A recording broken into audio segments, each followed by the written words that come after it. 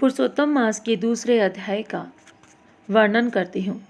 सुत जी बोले, हे ऋषियों, वहाँ पर राजा परीक्षित श्री सुखदेव जी से पवित्र श्रीमद् भागवत की मोक्ष दिलाने वाली परम सुंदर कथा सुना रहे थे। उसी मुक्ति प्रदायक कथा का श्रवण कर मैं यहाँ आप लोगों के निकट आया हूँ। यह सुनकर ऋषिगण बोले, हे सुत जी महाराज, आप अन्य सभी कथाओं को छोड़कर हमें सुखदेव जी के श्रीमुख से सुनी हुई उस पवित्र कथा को ही सुनाने की कृपा करें। सूत जी बोले, ऋषियों, मैं आपको श्री व्यास जी के सुयोग्य शिष्य सुखदेव जी से सुनी हुई उस कथा को सुनाता हूँ। आप ध्यानपूर्वक सुनिए। एक समय देवर्षि नारद जी भगवान नारायण के निवास स्थल पर जा पहुँचे। नारद जी ने भगवान नारायण को साष्टांग दंडवत प्रणाम करने के पश्चात देवों के देव नारायण की हाथ जोड़कर स्तुति की और कहा, हे देवादिदेव, जगत के स्वामी, कृपा सिंधु, आप सत्यव्रती हो। आप ही सत्य और सत्य का सार रूप हो तथा सत्य से उत्पन्न हो। आपको मेरा नमस्कार है।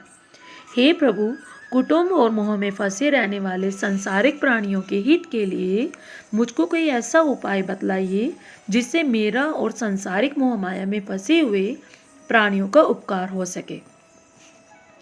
मैं आपके श्रीमुख से श्रवण करने की इच्छा से ब्रह्मलोक से आया हूँ।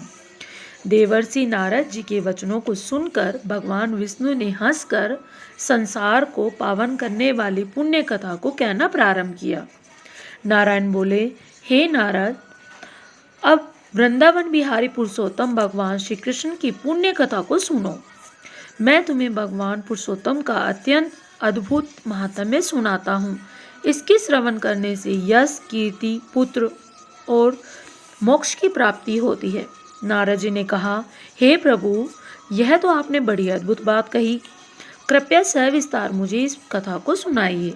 सुत जी ने आगे कहा, हे मुनिगणों, नारायण भगवान नारद जी के वचन सुनकर घड़ी भर मन को एकाग्र करने के पश्चात पुरुषोत्तम देव के विषय में बतलाने लगे।